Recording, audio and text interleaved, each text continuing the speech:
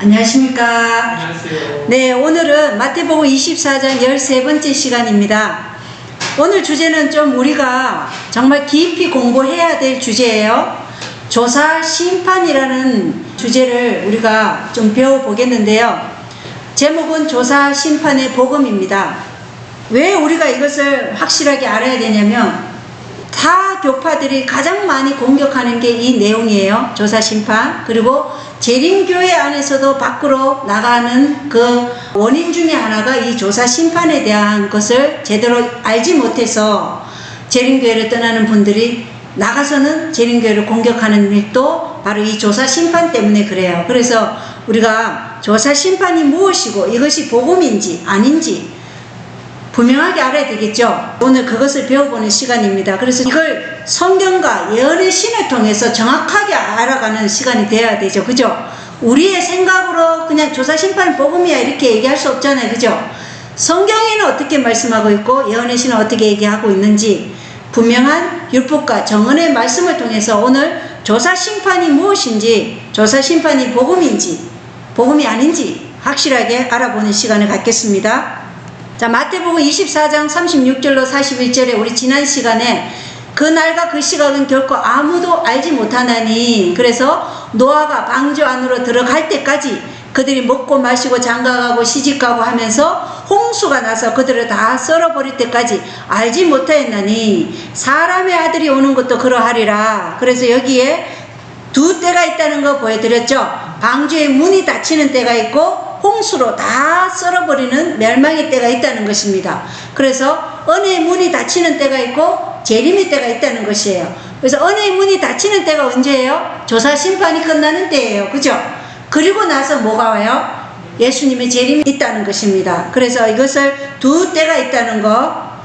그리고 각시대 대쟁투 491쪽은 조사 심판의 사업이 마치게 되면 모든 사람의 운명은 생사간에 결정될 것이다. 은혜의 시기는 그리스도께서 하늘 구름을 타고 재림하시기 조금 전에 맞춰진다. 그래서 은혜의 시간은 언제 맞춰진다고요? 조사 심판이 끝나는 때에 은혜의 시간이 맞춰진다. 그래서 의인과 악인은 그들의 생활 상태로 그대로 여전히 세상에 살면서 하늘 성소에서 처리할 수 없는 마지막 결정이 내린 것도 모르고 밭 갈고 집 짓고 먹고 마시고 할 것이다. 홍수 전에 노아가 방주에 들어간 후 하나님께서는 그를 배 안에 두고 경건치 못한 자들을 배 밖에 두신 채 문을 닫으셨죠. 그죠? 그리고 7일 동안 사람들은 그들의 운명이 결정된 것을 모르고 경솔하고 쾌락을 사랑하는 생활을 계속하였다. 그들은 또한 임박한 심판에 관한 경고를 조롱하였다. 구주께서는 인자의 임함도 이와 같으리라. 예수께서 재림하실 때도 어느 때와 같다? 노아의 때와 같다. 각 사람의 운명이 결정되고 범죄한 인류에 대한 은혜의 초청이 철회되는 마지막 시간은 밤중에 도둑이 오는 것처럼 가만히 눈에 띄지 않게 올 것이다. 그러므로 깨어있으라. 그가 혈흔이 와서 너희의 자는 것을 보지 않도록 하라. 마가복음 13장 35절 36절을 기록했어요.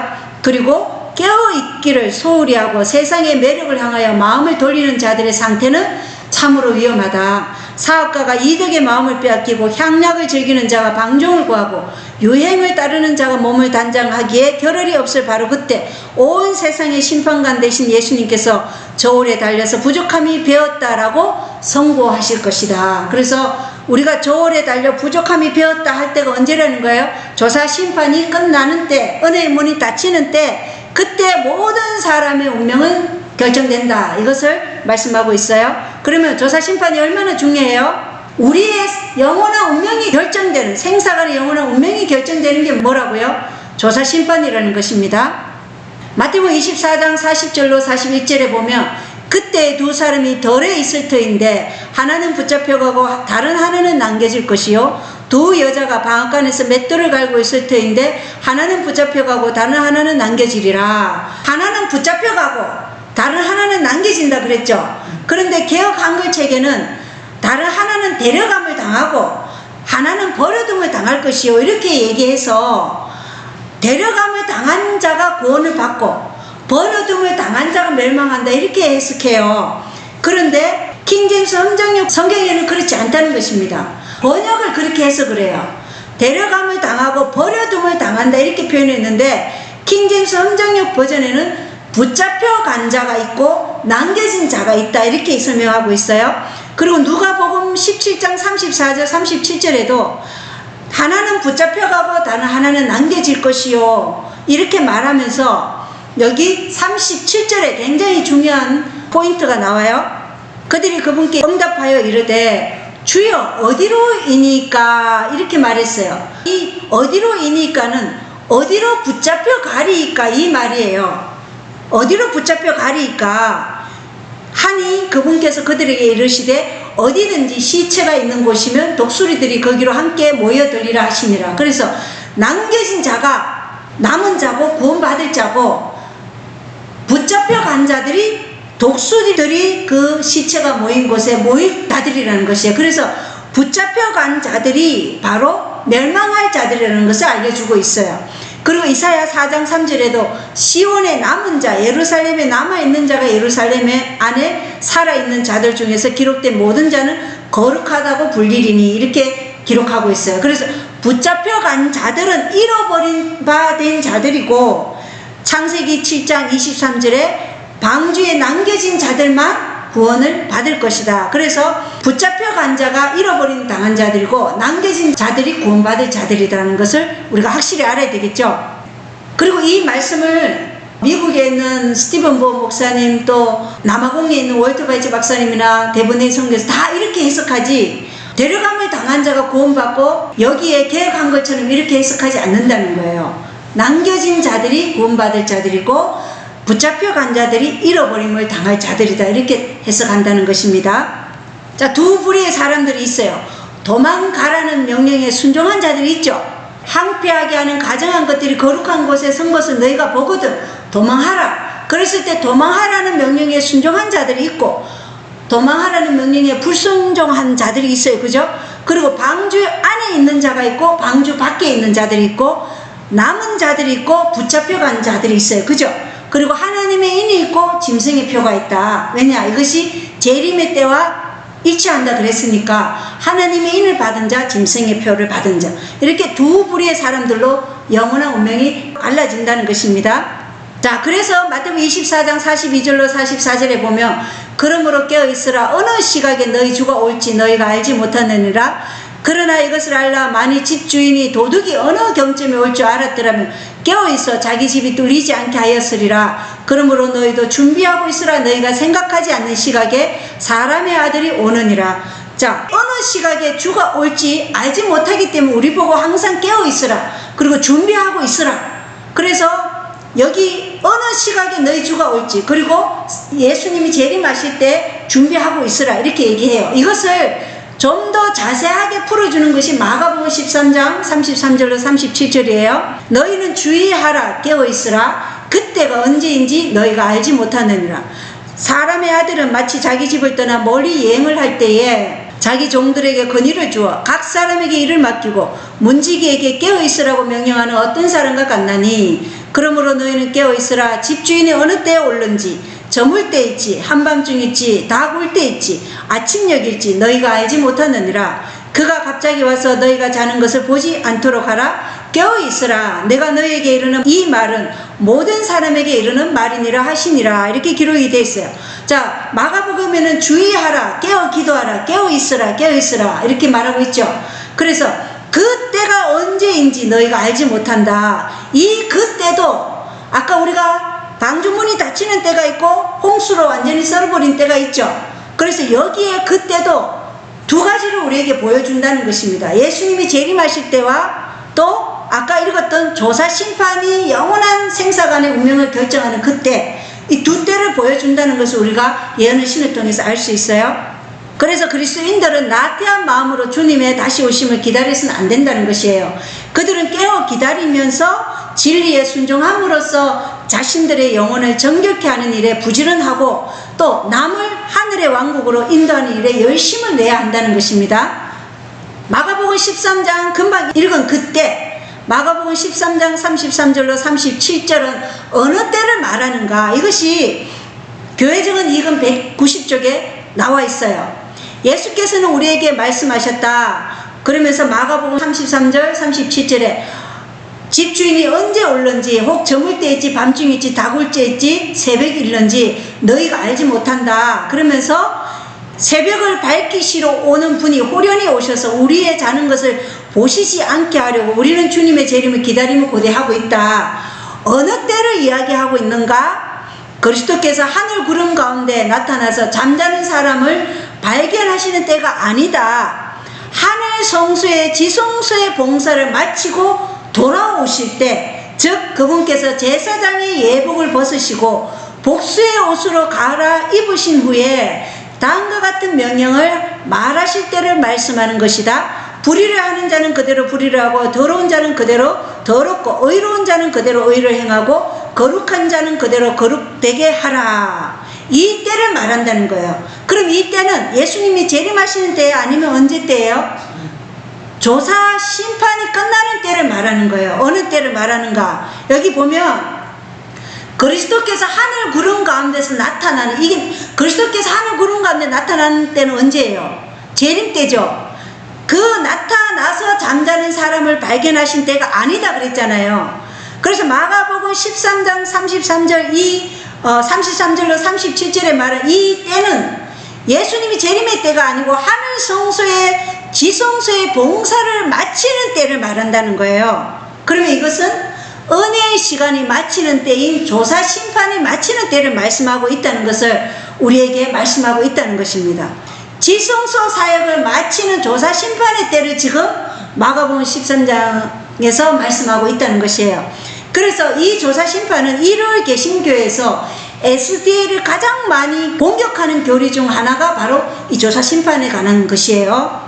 그들은 재림전 조사 심판이라는 단어가 성경에 없다. 그리고 그 교리가 비성서적이고 속죄 교리의 왜곡이고 믿음과 행함의 교리이고 이중적 구원론이다. 그리고 어떤 목사님은 하얀 거짓말이다. 이렇게 말하면서 우리가 실제로 믿지도 않는 것을 재림교회의 교리라면서 비판하고 있어요.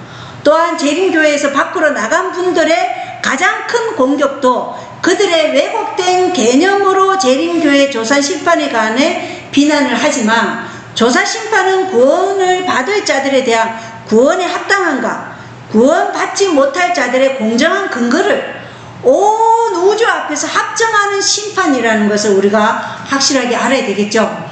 오늘 이 말씀을 통해서 한번 살펴보겠습니다. 그리고 잘못된 기별로 백성을 미혹시킨 거짓 기별자들은 하나님께 깊이 회개하여 용서함을 얻기를 바라요. 우리가 잘못된 기별로 백성을 망하게 하는 그 죄는 더 크죠. 자, 그리고 교회정은 이건 191쪽 계속 읽어나가겠습니다. 예수께서 인간을 위해 탄원하기를 그치실 때에 만민의 운명은 영원히 결정된다. 이때는 그분의 종들과 회개하는 시간이다. 계산하는 시간이에요. 조사하는 시간이고 감찰하는 시간이라는 것이에요. 정결과 성결의 준비를 게을리한 사람들에게 태양은 암담함과 흑암 속으로 기울고 다시 뜨지 않을 것이다. 그러나 준비하여 기다리는 사람은 주님을 환영하게 될 것이다.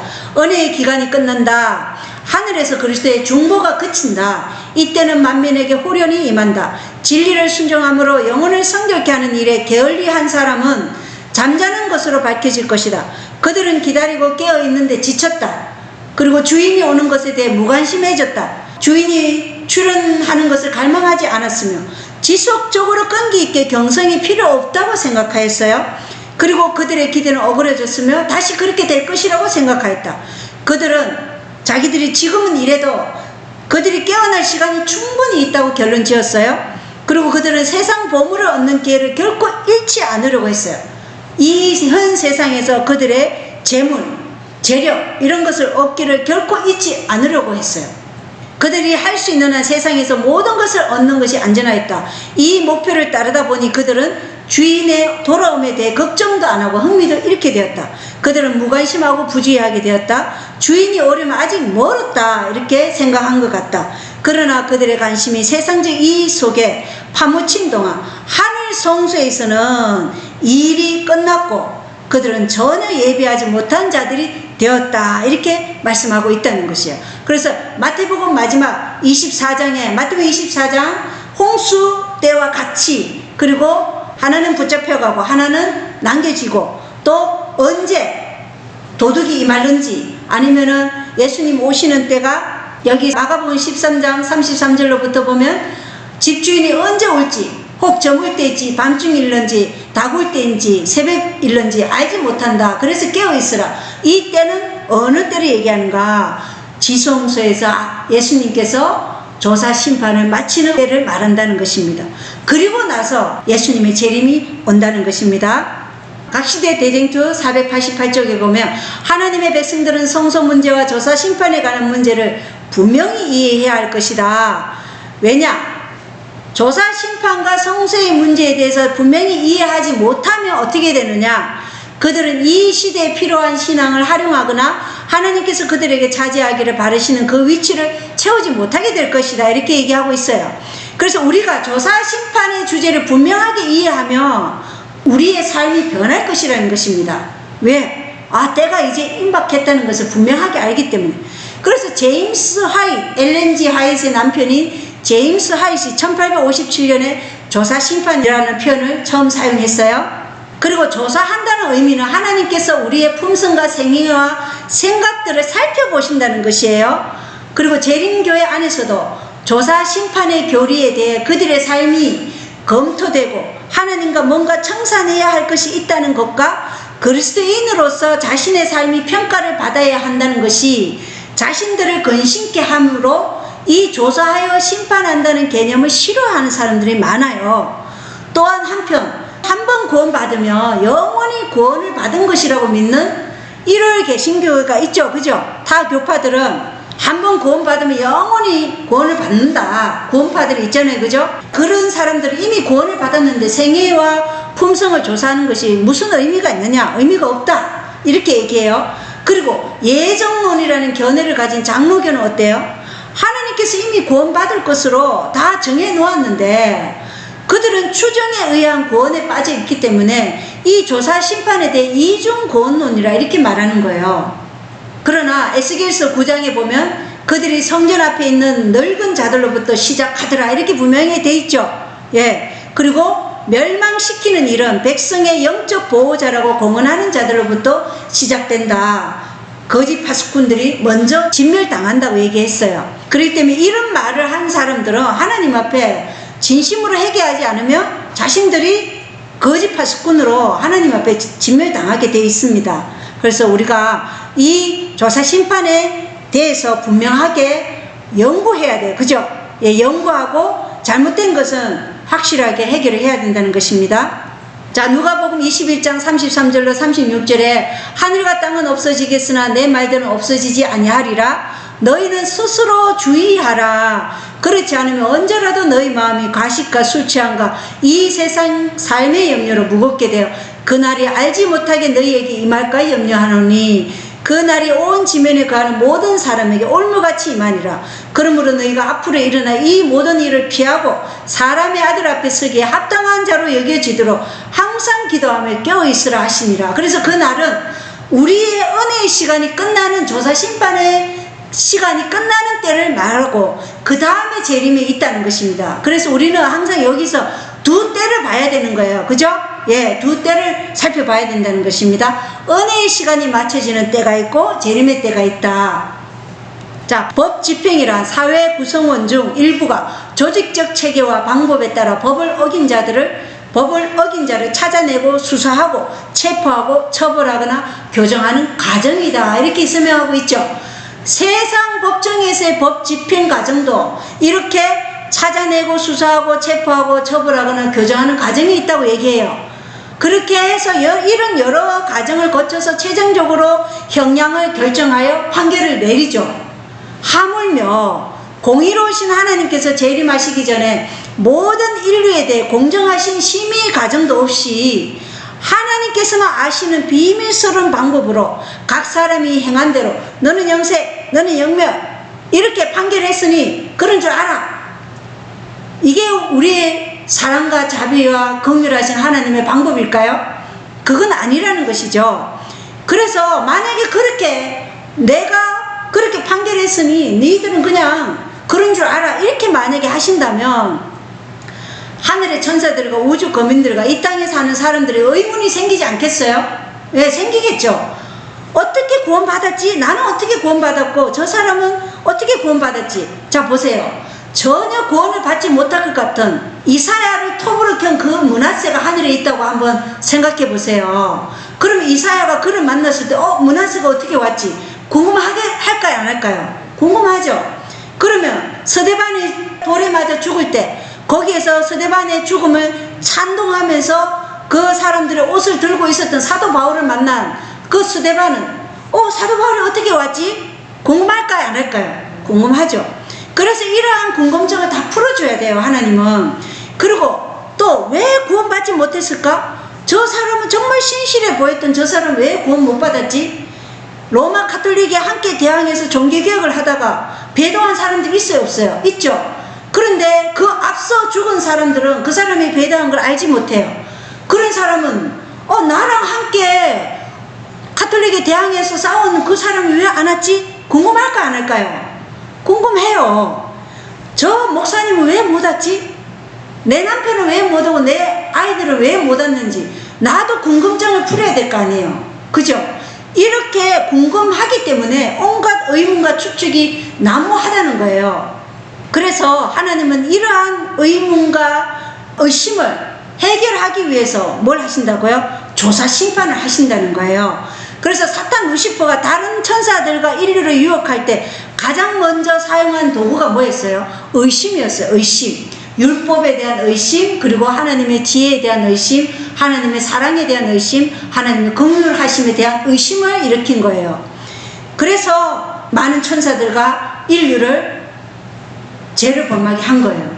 그래서 의심이 남아있으면 또다시 뭐가 생길까요? 죄가 생기게 되겠죠. 그래서 하나님께서는 이러한 모든 의심을 온전히 없애기 위해서 조사하고 감찰하고 심의하는 이런 과정들을 다 거쳐서 최종적으로 하나님의 공의로우심을 보여주시는 게 조사심판이라는 것이에요. 자, 조사심판이 복음의 일부인가 한번 살펴보겠습니다. 대증주 489쪽에는 하늘 성소에서 사람을 위하여 진행되는 그리스도의 중보사업은 구원의 계획에 있어서 십자가 상에서의 그분의 죽음과 마찬가지로 기묘하다. 그래서 십자가에서의 그리스도의 죽음과 마찬가지로 조사심판도 어떻다는 거예요? 꼭 필요한 일이다. 구속의 계획의 일부다. 이렇게 얘기하고 있죠. 그래서 그분께서 부활하신 후 성천하여 하늘에서 완성하실 일은 그분의 죽으심으로 시작되었다. 우리는 믿음으로 앞서가신 예수께서 우리를 위하여 들어가신 그 휘장 안으로 들어가야 한다. 히브리서 6장 20절이에요.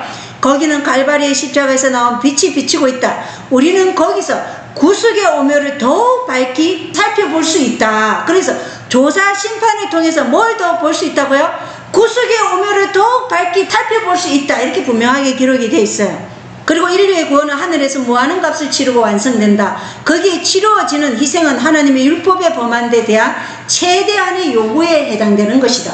우리는 이것에 대해서 의심을 없애기 위해서 우리는 이것을 알아야 될 필요성이 있다는 것이에요. 예수님께서 아버지의 보좌로 나아가는 길을 열어주셨으므로 그분을 믿음으로 그분께 나아가는 모든 사람의 진정한 소망도 그분의 중보를 통하여 하나님 앞에 상달될 수 있다. 그래서 우리는 지금 조사 심판하고 계시는 그 예수 그리스도와 함께 우리가 함께 나아가야 된다는 거예요. 그분과 동역자가 돼야 된다는 것이에요. 그래서 조사 심판의 복음은 십자가에서 구원의 복음과 연결되어 있다. 이게 여기 지금 대쟁투에서 말씀하고 있다는 것입니다. 자, 구속의 계획의 단계, 이거 분명하게 알아야 되겠죠. 자, 첫 번째, 성육 신하신 예수 그리스도의 완전하신 삶이 첫 번째예요. 두 번째는 십자가에서 죽으심, 세 번째가 부활 성천이에요. 그리고 네 번째는 하늘 성소에서의 중보 사역.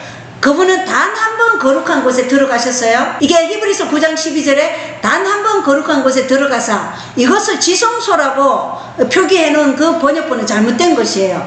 단 한 번 거룩한 곳에 들어가서 이것은 하늘 성소 첫째 칸에 들어가셨다는 것입니다.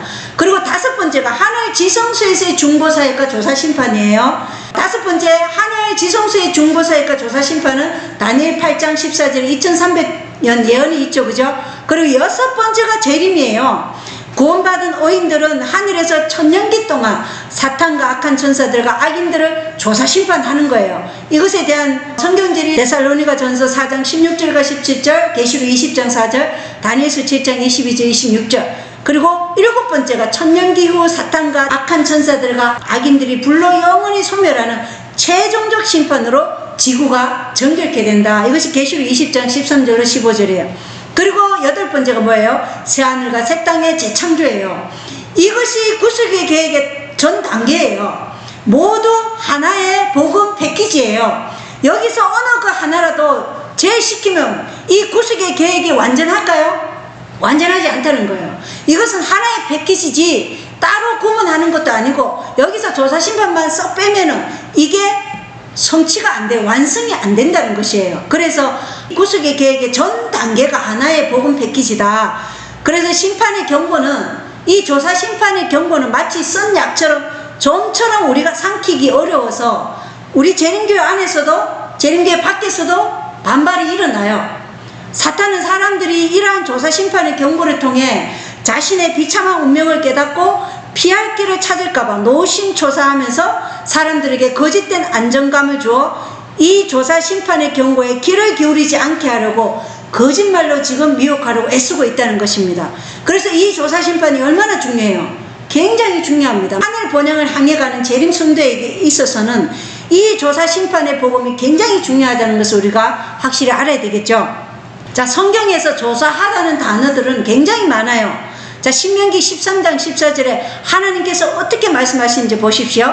너는 조사하고 살펴보고 부지런히 물어보되, 이게 조사하고가 다라시예요, 히브리어로. 그래서 이걸 스트롱 선구사전에 보면 캐묻다, 알아보다, 조사하다예요. 그리고 신명기 19장 18절에도 너는 조사하고 살펴보고 부지런히 물어보되 이렇게 되어 있어요. 다 다라시예요. 시편 9장 12절에도 그분께서 피해에 대하여 조사하실 때 그들을 기억하시리니, 이렇게 이 조사도 다라시예요. 그래서 이거 다 캐묻다, 알아보다, 조사하대요. 그리고 시편 26장 2절에 너는 조사하고 살펴보고 부지런히 물어보되 보라 그 일이 사실이며 이런 가정한 일이 너희 가운데서 이루어졌음이 확실하며, 이렇게 돼 있죠. 하나님께서 일하시는 것을 한번 보세요. 하나님은 조사하고 살펴보고 부지런히 물어보고 이것이 다 확실하며 이렇게 일을 하시지, 그냥 내가 이렇게 말하니까 너희는 그냥 믿어, 이렇게 강압적인 하나님이 절대 아니시라는 거예요. 하나님은 하나님의 모든 일을 우리에게 공의롭게 정의 가운데서 다 행하신다는 것을 우리가 이런 성경절을 통해서도 알 수 있어요. 그리고 시편 139장 23절에 오 하나님이여 나를 살피사 내 마음을 아시고 나를 시험하사 내 생각들을 아시옵소서. 여기에도 살피사, 이게 카카르예요.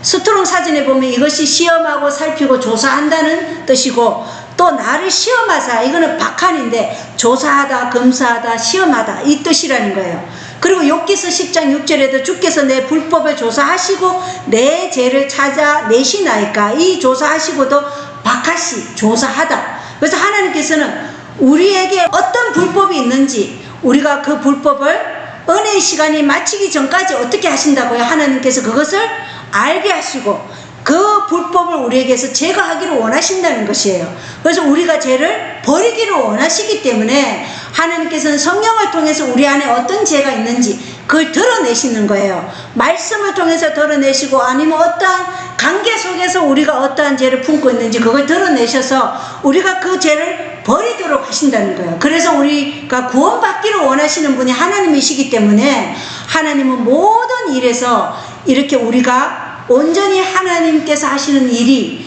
공의롭고 긍휼히 여기심이고 또 은혜롭고 이렇게 하신다는 것을 우리가 확실히 알기를 원하신다는 것입니다.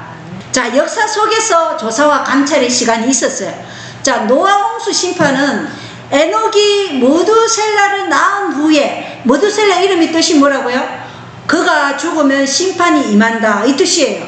에녹은 65세 때 모두셀라를 낳았어요. 그리고 모두셀라는 몇 년을 살았어요? 969년을 살았어요. 가장 오래 산 사람이 누구예요? 모두셀라였어요, 성경에. 그렇다면 하나님은 홍수 심판의 기별을 몇 년 이상 전한 거예요? 1000년 이상을 전한 거예요. 왜냐면 모두셀라가 죽고 나서 홍수 심판이 임했으니까. 그러니까 에녹, 모두셀라, 그리고 라멕, 그리고 노아, 이렇게 해서 심판이 임한 거예요. 그러니까 노아가 방주는 120년 동안 지었지만 이 홍수 심판의 하나님의 기별은 천년 이상 우리에게 전해졌다는 거예요. 그 세대에. 그래서 하나님께서는 역사 속에서 이 조사와 감찰의 시간, 은혜의 시간을 충분히 주셨다는 것입니다. 그리고 창세기 15장 16절에도 하나님께서 아브라함의 후손인 야곱의 아들들이 애굽에 들어가서 몇 대 만에 나온다고 했어요. 4대 만에 나온다고 얘기했어요. 왜? 아모리 족속의 불법이 아직 충만하지 않았기 때문에 그들이 한 사람이라도 구원받을 사람이 있으면 하나님께서 멸망치 않는다는 거예요. 그래서 여기 리뷰 헤라드에 보면 아모리 족속 중에는 착한 사람이 몇 사람 있었고 이들을 위하여 하나님이 오래 참으셨다 이렇게 기록이 되어 있어요. 그래서 하나님은 오래 참으셔요. 그래서 은혜의 시간 동안 하나님께서는 이 조사와 감찰의 시간을 통해서 모든 심판을 하시는 것이지 그냥 막무가내로 그러한 심의 과정도 없이 막무가내로 심판하시는 분이 아니라는 것을 우리가 알 수 있어요. 그리고 유대 민족의 은혜의 시간도 490년이었죠. 그리고 AD 34년에 스데반을 죽임으로 은혜의 시간은 끝났지만 실제 멸망은 언제였어요? AD 70년이었어요. 그리고 지금 우리에게도 마지막 백성에게도 하나님의 백성이라고 공언한 사람들 가운데 신자들과 불신자들의 분리는 은혜의 기간 안에 일어나요. 계시록 14장 6절로 7절에 보면 그 다음에 뭐가 그쳐요? 예수 그리스도의 중보사역이 끝이죠. 그게 계시록 15장 5절로 8절에 나와요. 그리고 재앙이 떨어지고 천년기가 시작이 되고 천년기 후에 뭐예요? 최종적 심판이 임한다. 이게 역사 속에서 조사와 감찰의 시간을 충분히 가진 그러한 심의 과정을 충분히 가지고 난 다음에 그러한 심판이 일어난다는 것을 우리에게 보여주고 있다는 것입니다. 하늘 성소 첫째 칸에서 하늘 성소 둘째 칸 지성소로 옮겨가신 때가 언제인가 이것을 분명하게 알아야 되겠죠. 그래서 하얀 거짓말이라 이렇게 말하는 침례교 목사님은 하늘 성소 칸에서 예수님이 언제 하늘 지성소로 가셨나 이 성경절이 없다는 거예요. 근데 이것을 우리가 분명히 말해줘야 되겠죠. 히브리서 9장 12절에 보면 염소와 송아지의 피가 아니라 자기 피를 힘입어 단 한 번 거룩한 곳에 들어가서 우리를 위하여 영원한 구속을 얻으셨느니라 이렇게 돼 있어요. 그래서 이 단 한 번 거룩한 곳은 하기온이에요. 헬라어로. 이건 성소 첫째 칸에 들어가셨다. 그래서 예수께서 자신의 피로 하늘 성소를 봉헌한 후에 하늘 성소 사역을 시작하셨다는 것입니다. 우리가 구약의 제사법의 모형이신 예수께서 지금 실체를 성취하셨죠. 이 땅에서 십자가에서 성취하셨어요. 그렇죠? 십자가에서 그 모형인 제사법을 성취하시고 그 다음에 부활 성천하셔서 어디로 가셨어요? 하늘 성소로 가셨어요. 그리고 성경에서도 하늘 성소 첫째 칸에서 봉사하고 1년에 한 번 대속제일 지성소로 들어가시잖아요. 그 모형을 그대로 하늘에서 이루시는 거예요. 그런데 이것을 NIV나 뉴 킹제임스 성경에는 예수님께서 지성소로 바로 들어가셨다. 지성소에 단번에 들어가셨다. 이렇게 잘못 번역해 놓았어요. 그렇기 때문에 우리가 킹제임스 성경으로 분명하게 볼 수 있는 것은 하늘 성소 첫째 칸에 들어가셨다는 걸 알 수 있어요. 거룩한 곳에 들어가셨다는 것입니다. 그리고 다니엘서 7장 25절로 26절에 보면 한 때와 두 때와 반 때까지 그의 손에 주어지고 그 다음에 심판이 진행된다 이렇게 기록이 되어 있어요. 그러니까 심판의 시간이 언제 시작된다는 거예요? 한때, 두때, 반때. 한때, 두때, 반때가 언제예요? 끝이 1798년이잖아요. 한때, 두때, 반때인 이 가톨릭의 종교 암흑기의 끝이 1798년인데 이때 이후에 뭐가 시작이 된다? 심판이 진행된다. 그리고 그 이후에 재림이 있다. 그래서 이것을 뭐라고 한다고요? 재림 전 조사 심판이다 이렇게 얘기한다는 거예요. 재림 전에 한때 두때 반때 동안 성도들이 이 종교 암흑시대 동안 성도들이 가톨릭에 의해서 핍박받았죠. 그리고 그 때가 끝나는 때 1798년 이후에 심판이 진행되고 그 다음에 재림이 있어요. 그래서 재림 전에 이루어지는 심판이라 해서 재림전 조사 심판이라 이렇게 말한다는 것입니다. 이 재림전 조사 심판의 뜻을 우리가 알아야 되겠죠. 그죠? 그리고 이때는 언제 시작되느냐? 다니엘서 8장 14절에 보면 그가 내게 이르되 2300일까지니 그때 성소가 정결하게 되리라. 그래서 예수님이 하늘 성소 첫째 칸에서 둘째 칸 지성소로 들어가신 유일한 때를 말해주는 성경질이 뭐라고요? 다니엘서 8장 14절이라는 것이에요.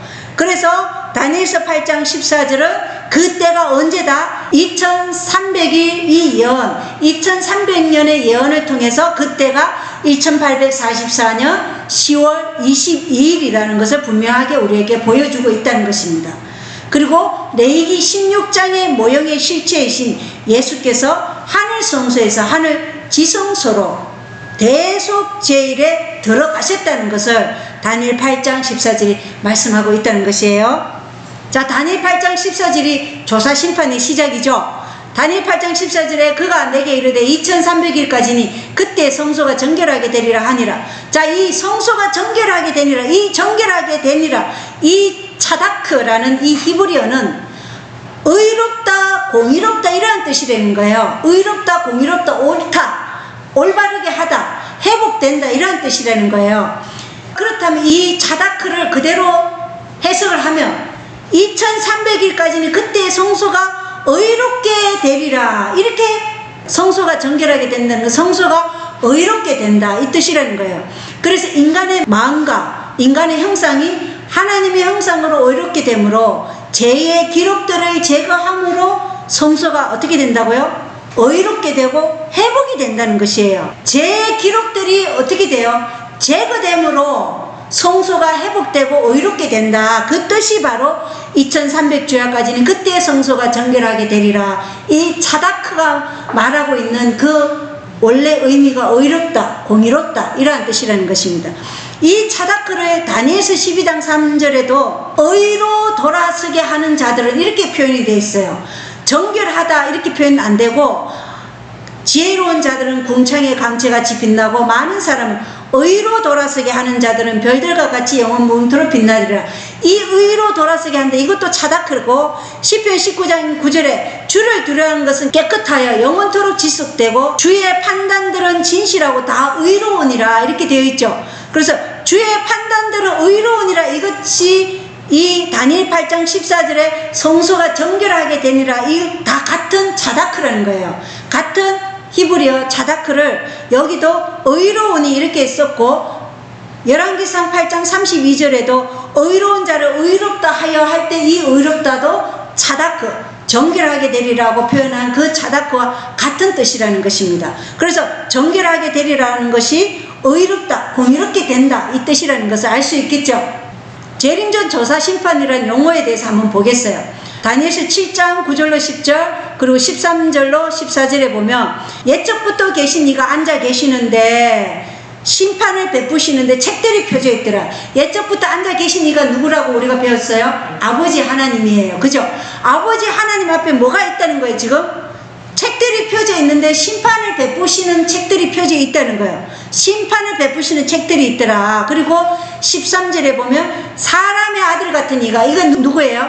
예수님이에요. 사람의 아들 같은 이가 하늘의 구름들과 함께 와서 옛적부터 계신 이에게 나아가니, 그러니까 아버지 하나님께 나아가셨다. 그들이 그를 그분 앞에 가까이 데려가니라. 그래서 이게 지성소로 들어가신 것을 얘기하는 거예요.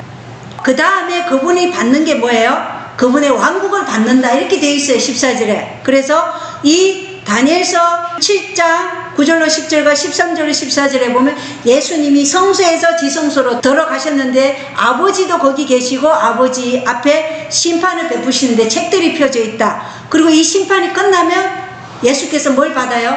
왕국을 받으신다. 이것을 지금 표현하고 있는 것이에요. 그래서 조사 심판이라는 단어는 없지만 심판을 위해 지금 책이 펴져 있으면 알 수 있으며, 이 심판은 감찰하고 검사하고 살피고 조사하는 심판이 복음이 전파되고 있는 은혜 시간 등에 이루어짐으로 재림전 조사 심판이라고 말한다. 그래서 성경에 로마 카톨릭 교황권이 짐승이라는 직접적인 단어는 없죠.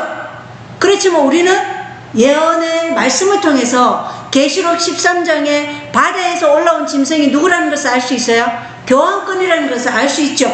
그리고 땅에서 올라온 짐승은 어디라는 것을 알 수 있어요? 미국이라는 것을 알 수 있는 것 같이 하나님의 계시의 역사를 통해서 우리가 이것이 재림전 조사 심판이라는 것을 알 수 있다는 것입니다. 자, 조사 심판 과정은 엄숙한 큰 법정에서 진행돼 아버지 그리고 변호자 되시는 예수님 그리고 정인으로 열석한 천사들, 이렇게 조사 심판이 엄중한 상태에서 지금 진행되고 있다는 것입니다. 대쟁투 479쪽에 이렇게 되어 있어요. 다니엘서 7장 9절로 심판을 베푸는데 책들이 펴놓여 있더라. 이 말씀은 사람들의 생애와 품성이 온 세계의 재판장이신 하나님 앞에 펼쳐져서 각 사람이 자기의 행위를 따라 보응을 받게 될 그 엄숙하고 큰 날의 강경이 그와 같이 선지자의 계시에 나타났다. 옛적부터 항상 계신 이는 아버지 하나님이시다. 시편 기자는 산이 생기기 전 땅과 세계도 주께서 조성하시기 전 그 영원부터 영원까지 주는 하나님이시니다 고 말한다. 심판을 주재하시는 분은 만물의 근원이시며 모든 법칙의 근본이 되시는 하나님이시다. 천천만만의 거룩한 천사들이 수종하는 자와 정인들로서 그 큰 법정에 열석하게 된다. 그래서 심판은 아버지와 변호자 되신 예수님과 정인으로 열석한 천사들이 함께 진행되고 있다는 것을 알 수 있죠. 자, 책들이 펴져 있는데 무슨 책이냐? 첫 번째는 생명책이다. 계시록 20장 12절에 또 다른 책이 펴져 있으니 곧 생명책이라 죽은 자들이 자기 행위를 따라 책들에 기록된 대로 심판을 받으니 이렇게 말씀하고 있어요. 그리고 빌립보서 4장 3절에도 그 이름들이 생명책에 있느니라 이렇게 말하고 있어요. 그리고 다니엘은 개국 이래로 그때까지 없던 환란의 때를 미리 보면서 다니엘 12장 1절에 무릇 책에 기록된 모든 자가 구원을 얻을 것이라 이렇게 얘기하고 있고, 계시록 21장 27절에도 어린 양의 생명책에 기록된 자들만이 하나님의 성에 들어갈 수 있다 이렇게 기록되어 있죠. 그래서 책이 펴져 있는데 첫 번째는 무슨 책이에요? 생명책이라는 거예요. 생명책. 그 다음에 기념책이 있어요. 기념책. 자, 하나님 앞에는 기념책이 있으며 거기에는 여호와를 경외하는 자와 그 이름을 존중히 생각하는 자들의 선한 행실이 기록되어 있다. 이게 말라기 3장 16절의 말씀이죠. 그죠?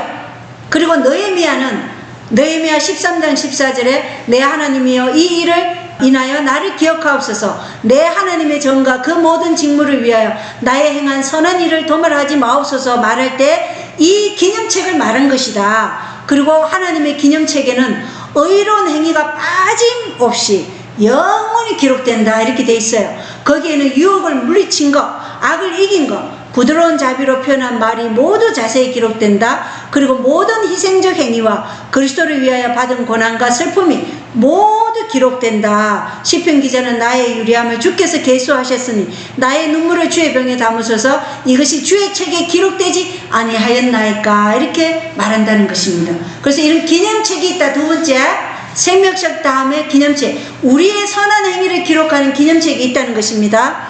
자, 그 다음에 제책이 있어요.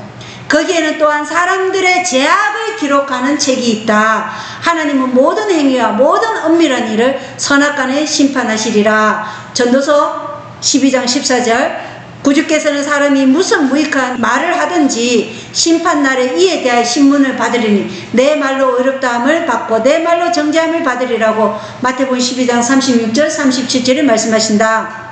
은밀한 목적과 동기도 실수함이 없는 기록에는 빠질 수 없다. 왜냐하면 하나님께서는 어두움에 감추인 것들을 드러내고 마음의 뜻을 나타내시기 때문이다. 보라, 이것이 내 앞에 기록되었으니 내가 잠잠치 아니하고 반드시 보응하되 너희의 죄악과 너희 열조의 죄악을 함께 하리라 이렇게 말씀하고 있어요. 그래서 생명책과 기념책과 죄악책이 있다는 것입니다. 그래서 이러한 충분한 근거를 통해서 하나님께서 조사하고 살피고 감찰하시고 심의 과정을 다 거쳐서 마지막에 어떻게 돼요? 판결을 내리신다는 것입니다. 하나님이 공의로우십니까? 아멘이죠. 공의로우신 하나님이시는 겁니다. 그리고 사단도 성도들의 죄를 가지고 멸망시키게 해달라고 하나님께 요구한다고 여기 대쟁투 618쪽에 기록되어 있어요. 사단은 거룩한 천사들이 그들을 보호하고 있다는 것을 알며 그들의 죄가 용서된 것도 짐작한다. 그러나 그는 그들의 문제가 하늘 성소에서 결정된 것은 모른다. 사단은 그들을 유혹하여 범죄케 한 죄를 정확하게 기록하고 있으므로 그 죄를 하나님 앞에 가장 크게 가장하여 제시하고 그 자신이 하나님의 은총을 받지 못하도록 제거된 것처럼 그들도 똑같이 제거되어야 마땅하다고 주장한다. 그리고 주님께서 그들의 죄는 용서해 주시면서 자기와 자기의 부하들을 멸망시키는 것이 불공평한 일이 아닐 수 없다고 주장한다. 사단은 그들이 자기에게 사로잡힌 자들이라고 주장하고 그들을 그의 손에 넘겨주어 멸망시킬 수 있게 해달라고 요구한다. 하나님의 백성들이 범죄한 것에 대하여 사단이 비난하므로 주님께서는 그들을 끝까지 시험하도록 사단에게 허락하신다. 그래서 야곱이 환난의 때 하나님께서 우리를 끝까지 마귀가 시험하도록 허락하신다는 것입니다. 그러나 그 허락하시지만 우리에게 뭐가 있어요? 성령의 인침이 있죠. 그렇기 때문에 걱정하지 않으셔도 돼요. 그죠? 그러나 사단도 이렇게 우리가 지은 죄를 알고 있다는 것이 왜? 우리가 지은 죄는 다 사단이 우리를 유혹해서 지었기 때문에 사단은 정확하게 그것을 알고 있어요. 그래서 우리의 죄의 기록을 그는 너무나 잘 알기 때문에 우리의 죄의 기록을 가지고 하나님께 이 사람을 멸망시키게 해달라고 요구한다는 것이에요. 그럴 때 우리를 위해서 변호하시는 분이 누구라는 거예요? 예수님이 우리를 위해서 변호하신다는 것입니다. 자, 그래서 조사 심판이란 무엇인가? 마태복음 22장 11절에 왕이 손님들을 보러 들어올 때 거기서 결혼식 예복을 입지 않은 한 사람을 보고, 그래서 왕이 손님들을 보러 온다, 보러 들어온다. 이 보러가 데아 오마이라는 헬라어인데 이것이 바로 조사하다, 검사하다는 뜻이래요. 조사하다, 검사하다는 뜻인데 이것은 달리 해석하면은 왕이 손님들을 검사하러 들어올 때 이 뜻이에요. 왕이 손님들을 조사하려고 들어올 때 이렇게 번역해야 되는 거죠. 그죠? 그래서 대쟁투 428쪽에 읽어보면 마태복음 22장의 비유에도 결혼에 대한 동일한 상징이 소개되었는데 거기서도 조사 심판이 혼인 예식보다 먼저 진행될 것을 분명히 나타낸다. 혼인 예식이 있기 전에 왕이 먼저 와서 모든 사람이 다 예벗고 어린 양의 피로 씻어 깨끗하게 된 흠없는 품성의 옷을 입고 있는지 알기 위하여 손님들을 살펴보게 된다. 부족한 것이 발견되는 자는 밖으로 내어 쫓김을 당하지만은 검사한 결과 혼인 예복을 입은 것이 인정되는 자는 모두 하나님의 간합하심을 받고 그분의 나라에 들어가 그분의 보좌에 앉을 자격을 얻게 된다. 이와 같이, 여기 중요합니다. 조사 심판이 무엇인가? 여기 분명히 나와요. 이와 같이 품성을 검사하는 일, 곧 누가 하나님의 나라에 들어갈 준비가 되었는지 결정하는 것이 곧 조사 심판이요 하늘 성소에서 하는 마지막 사업이다. 분명하죠? 조사 심판이 무엇이라고요? 우리의 품성을 검사하는 일이라는 것이에요. 누가 하나님의 나라에 들어갈 준비가 되었는지 결정하는 것이 조사 심판이다. 예, 이것이 분명하게 기록되어 있다는 것입니다. 자, 재림전 조사 심판이 그러면 복음인가? 이걸 알아봐야 되겠죠. 계시록 14장 6절로 7절에 보면 또 내가 보니 다른 천사가 하늘 한가운데로 날아가는데 그가 땅에 거하는 자들 곧 모든 민족과 족속과 언어와 백성에게 선포할 영원한 복음을 가졌더라. 영존하는 복음을 가졌더라 이렇게 되어 있죠. 그리고 7절에는 그가 큰 음성으로 이르되 하나님을 두려워하고 그분께 영광을 돌리라. 그분의 심판의 시간이 이르렀으니 하늘과 땅과 바다와 물들의 거른들을 만드신 분께 경배하라 하더라. 그래서 여기 보세요. 조사 심판은 재림하시기 전 새 천사의 영원한 복음이 여전히 전해지고 있는 동안에 어디에서 이루어지고 있어요? 하늘에서 이루어지고 있기 때문에 영존하는 복음의 일부라는 것이에요. 그래서 재림전 조사 심판이라 이렇게 말한다는 것입니다. 재림전 조사 심판이다. 우리가 다니엘서 7장 22절에도 살펴보았고 또 여기 계시록 14장에서도 볼 수 있죠. 그리고 아까 마태복음 22장에서도 왕이 혼인 예복을 살펴보러 온다 그랬잖아요. 그러니까 재림전 조사 심판 맞아요, 안 맞아요? 확실한 거예요. 은혜의 기간이 끝나면 복음을 선포할 필요가 있을까요, 없을까요? 없어요. 왜냐? 선포해도 들을 사람도 없고 회개해도 중보할 중보자가 이미 지성소에서 나왔어요. 예수님의 은혜의 시간 중보사역이 끝나면 복음을 선포할 필요가 없기 때문에 이거는 복음이 여전히 전해지고 있는 동안에 우리가 전해야 할 복음이 심판의 시간이 이르렀으니 너희는 회개하고 하나님께 영광을 돌리고 하나님께 경배하라. 이 복음을 지금 전해야 된다는 것이에요. 그래서 이거는 재림전 조사 심판이다. 그래서 여기 심판의 시간이 이르렀으니 이것을 헬라어로 보면 이게 크리시스인데 이게 결정하다, 판단하다, 심판하다 이런 의미를 가졌다는 것이에요. 그런데 이것을 계시록 16장 7절에는 주의 심판들은 참되고 의로우니라 이렇게 표현하고 있어요. 그리고 계시록 19장 2절에도 그분의 심판들은 참되고 의로우니 복수로 사용했어요. 복수로. 왜 복수로 사용할까요? 이것이 찾아내고 조사하고 살펴보고 감찰하고 판결하고 집행하기까지 이러한 여러 단계의 심의 과정이 있어요, 없어요? 심의 과정을 거쳐서 최종적으로 판결하고 집행하기 때문에 이 심판을 심판들은 이렇게 표현한 거라는 것이에요. 심판들이에요, 들. 그리고 이 크리시스라는 단어를 마태복음 23장 33절과 마가복음 3장 29절은 정죄라는 표현으로 썼어요. 그래서 어찌 너희가 지옥의 정죄를 피하겠느냐. 영원한 정죄의 위험에 처해. 이 정죄가 바로 여기에 쓰인 심판이라는 것이에요. 그래서 우리가 조사 심판이 끝나면 어떤 사람은 영원한 생명의 부활로, 어떤 사람은 영원한 정죄의 부활로 일어난다 그랬잖아요. 그죠? 예, 그렇게 해서 모든 사람의 운명이 생사간에 결정되는 것이 무엇이다? 조사 심판이라는 것입니다. 그런데 이것이 영원한 복음이 전해지고 있는 동안에 전해지기 때문에 이것은 복음이다. 조사 심판이 복음이라. 알 수 있겠죠? 예, 재림전 조사 심판은 복음이라는 것을 알 수 있습니다. 조사 심판 복음의 세 단계 국면이 있어요. 조사 심판은 재림전에 하늘에서 이루어지는 하나의 심판으로서 전체적인 심의 과정을 거쳐서 세 가지 단계의 국면으로 나누어져 진행되고 최종적 심판에까지 이르게 돼요. 자, 몇 단계라고요? 세 가지 단계가 있다는 거예요. 모든 사람의 전체적인 심의 과정을 거쳐서 이 조사 심판이 이루어지나 심판의 단계가 세 단계의 국면으로 진행되고 최종적 심판에까지 이른다. 자, 첫 번째 재림전 조사 심판은 구원받을 성도들을 옹호하기 위한 조사 심판이라는 것이에요. 이것은 이 땅에 성도들이 있을 때 우리가 개인적으로 하늘에 출두하는 것이 아니죠. 개인적으로 하늘에 출두하는 것이 아니라 성도들의 삶의 기록들을 열어서, 우리가 아까 어떤 책이 펼쳐져 있다 그랬어요? 생명책, 기념책, 제약책, 이 세 가지 책들을 열어서 죽은 자들과 살아있는 자들 중에 누가 생명의 부활이 일어날 것인지, 누가 구원을 받기 안전한 사람인지, 누가 하나님 나라에 들어갈 준비가 되었는지 결정하여서 영생이 주어져도 안전한 성도들을 충실한 하늘 천사들과 우주 거민들에게 하나님께서 검증해 보이시는 것이 첫 번째 재림전 조사 심판이라는 것이에요. 그리고 죄인을 용서하시고 의롭다 하신 하나님의 자비가 정말로 공의로우신가를 증명해 보이심으로 하나님이 공의롭다는 것이 어디에서 드러나야 돼요? 우주 거민들과 천사들 앞에 드러나는 것이 재림전 조사 심판이에요. 조사 심판을 통해서 하늘 성소가 정결케 된다는 것입니다.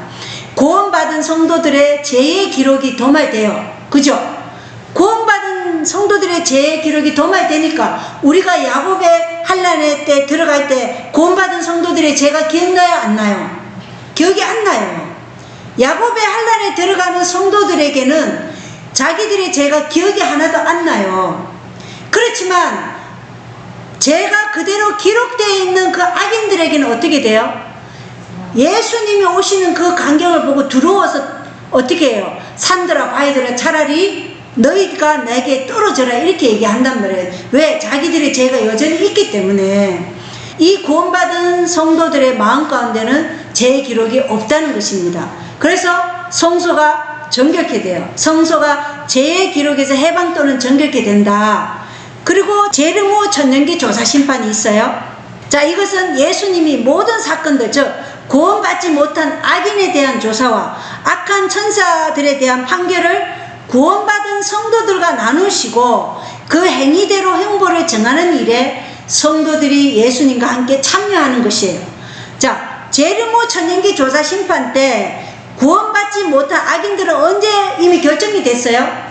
재림 전에 조사 심판이 이미 다 결정이 됐죠. 구원받지 못할 사람들은. 그런데 그때 구원받지 못할 악인에 대한 조사와 또 악한 천사들에 대한 이 판결을, 예수님의 판결을 이제 구원을 받은 성도들이 하늘에서 예수님이 그 구원받은 성도들과 나누시는 거예요. 나누시면서 뭘 하느냐, 그들이 행한 그 행위대로 형벌을 정하는 일에 성도들이 예수님과 함께 참여하는 게 뭐라고요? 재림 후 천년기 조사 심판이다. 이해되시나요? 그때 구원받은 의인들이 하나님의 심판들이 참되고 의롭다고 정을 한다는 것입니다. 첫 번째 재림전 조사 심판 때는 거룩한 천사들과 우주 거민들이 하나님의 심판들은 참되고 의롭다고 정언하죠. 두 번째 단계의 재림 후 천년기 조사 심판 때는 구원받은 의인들이 예수님과 함께 악한 천사들과 악인들에게 형벌을 정하는 일에 함께 참여하고 그 다음에 하나님의 심판들이 참되고 의롭다고 정언한다는 것이에요. 그 다음에 세 번째 단계에 천년기 후 우주적 최종 심판이 있다는 것입니다. 천년기 후 우주적 최종 심판. 그러니까 둘째 부활이죠. 예, 둘째 부활 때 일어나서 천년기 후 우주적 최종 심판. 그래서 이게 세 단계의 국면이라는 것이에요. 하나의 심판으로서 전체적인 심의 과정을 재림전 조사 심판 때 다 정해졌죠. 그렇지만 세 단계의 국면으로 나누어져 진행되고 있다. 그래서 마지막 세 번째 단계 천년기 후 우주적 최종 심판 때는 사탄과 악한 천사들과 사망의 부활로 둘째 부활한 악인들이 기록된 제책에 의해 마지막으로 불로 집행 심판받는 것이 최종적 심판이라는 것입니다. 그래서 마지막으로 불로 집행 심판받고 최종적 불로 심판받음으로 이 지구가 어떻게 돼요? 정결케 됨으로 대쟁투가 끝난다는 것이에요. 그래서 성소 정결은 죄가 도말됨으로 성소가 회복되고 의롭게 되고 정결케 되죠. 그러나 이 지구는 어떻게 돼요? 마지막 천년기 후에 불로 사탄과 악한 천사들과 악인들이 최종적으로 불로 형벌을 받고 난 다음에 이 지구가 정결케 됨으로 대진투가 완전히 끝난다는 것이에요. 그때 사단과 악한 천사들과 악인들도 하나님의 심판이 참되고 의롭다고 정언한 후에 불로 완전히 멸망한다. 이것이 조사 심판 복음의 세 단계 국면이에요. 여기 단 한 번의 심의 과정을 거쳐서 세 단계로 나누어서 심판이 진행된다. 대쟁투 483조 읽어보겠습니다. 심판 때에 기록한 책들을 펼치면 예수님을 믿은 모든 사람들의 생애가 하나님 앞에 나타난다. 우리의 대언자 되신 그리스도께서는 이 세상에 처음 생존한 사람들로부터 시작하여 지금 살아있는 사람들에게 이르기까지 각 시대의 모든 사람들의 사건을 제시하신다. 아담부터 시작해서 마지막까지 생존한 모든 사람들의 사건을 다 제시한다는 거예요. 각 사람의 이름이 불리어지고 모든 사건이 세밀히 검토된다. 어떤 이름들은 간합되고 어떤 이름들은 거절된다. 누구든지 회개하지 않고 용서받지 못한 채 기록책에 죄를 남겨두고 있으면 그들의 이름은 생명책에서 지워지고 그들의 선행의 기록도 하나님의 기념책에서 지워질 것이다. 자, 여기 중요하죠. 누구든지 회개하지 않고 우리가 죄를 지을 수는 있어요. 그러나 지금 보는 게 뭘 보는 거예요? 회개하지 않은 죄가 있는지 그걸 본다는 거예요. 회개하지 않고 용서받지 못한 제 책에 남아있는 그 죄가 있는지. 우리의 기념책에는 선한 행위들이 기록되어 있지만 뭐가 문제예요 지금? 죄악의 책. 거기에 이 죄는 용서받았다. 이 사람이 회개했다. 회개했기 때문에 용서함을 받았다. 이 기록이 있어야 된다는 거예요. 이 기록이 없으면 생명책에서 우리의 이름이 지워지고 우리의 선한 기념책에서도 그 기록들이 다 지워진다는 것이에요. 아시겠죠? 이게 중요한 거예요. 그래서 우리가 죄를 버리고 회개하지 않음으로 멸망당한다는 것을 알 수 있어요. 그러나 우리가 지은 모든 죄에 대해서 회개하고 용서함을 받은 것에 대해서는 간합함을 받는다. 이게 우리가 은혜 안에 살고 있다는 것이에요. 계속 읽겠습니다. 여호와께서는 모세에게 누구든지 내게 범죄하면 그는 내가 내 책에서 지워버리리라고 선언하셨다. 선지자 에스겔은 만일 의인이 돌이켜 그 의에서 떠나서 범죄하면 그 행한 의로운 일은 하나도 기억함이 되지 아니하리라고 에스겔서 18장 24절에 말한다. 그러나 진심으로 죄를 회개하고 믿음으로 그리스도의 피를 그들의 속죄 제물로 주장한 사람들에게는 하늘의 책에 기록된 그들의 이름 아래 용서받았다는 말이 기록된다. 진심으로 죄를 회개하고 믿음으로 그리스도의 피를 그들의 속죄 제물로 주장한 사람들에게는 하늘의 책에 기록된 그들의 이름 아래 용서받았다는 말이 기록이 된다는 것입니다. 그들이 그리스도의 의에 참여하는 자가 되고 그들의 품성이 하나님의 율법과 조화된다는 것이 나타날 때 그들의 죄는 도말되고 그들 자신이 영원한 생명을 받기에 합당한 사람들이 될 것이다. 주님께서는 선지자 이사야를 통하여 나하고 나는 나를 위하여 내 허물을 도말하는 자니 내 죄를 기억지 아니하리라고 말씀하신다. 그리고 예수님께서는 말씀하셨다. 이기는 자는 이와 같이 흰옷을 입을 것이요 내가 그 이름을 생명책에서 반드시 흐리지 아니하고 그 이름을 내 아버지 앞과 그 천사들 앞에서 시인하리라 이렇게 말씀하셨다는 것입니다. 그래서 단 한 번의 심의 과정을 거쳐서 세 단계로 나누어서 심판이 진행된다는 것을 우리가 성경을 통해서도 알 수 있고 예언의 신을 통해서도 알 수 있다는 것입니다. 그런 것들을 상세하게 보여주고 있어요. 그래서 고린도후서 5장 10절에 보면 우리 모두가 반드시 그리스도의 심판석 앞에 나타나리니 모두라 그랬어요. 모두 아담으로부터 시작한 모두가 그리스도의 심판석 앞에 나타난다는 것입니다. 이로써 각 사람이 좋은 것이든 나쁜 것이든 자기가 행한 것에 따라 자기 몸 안에 이루어진 것들을 받으리라. 그래서 우리가 행한 대로 심은 대로 그것이 돌아온다는 것이에요. 그래서 여기 정언보감 2권 175쪽에는 우리는 우리를 대적하는 사단의 소송에 대답할 수 없다. 오직 그리스도만이 우리를 위하여 효과적인 변호를 하실 수 있다. 그분은 우리의 공로에 근거를 둔 논정으로서가 아니고 그분의 공로에 근거를 둔 논정으로 참수하는 자를 침묵시킬 수 있으시다. 이렇게 얘기해요. 자, 우리의 공로로 용서받나요? 전혀 아니죠. 예수 그리스도의 공로에 근거를 두고 예수 그리스도께서 그 자신의 공로를 논정으로 해서 우리를 멸망시켜야 한다는 그 사단의 참소를 침묵시킬 수 있다는 것이에요. 이게 은혜지 않습니까? 이게 조사 심판이 얼마나 우리에게 은혜인지를 보여주고 있다는 것입니다. 지금 준비한 건 많은데요. 이 조사 심판이 워낙 어려워하고 또 이 조사 심판에 대해서 정확하게 우리가 알지 못한 부분이 있기 때문에 오늘 여기까지 해야 되겠네요.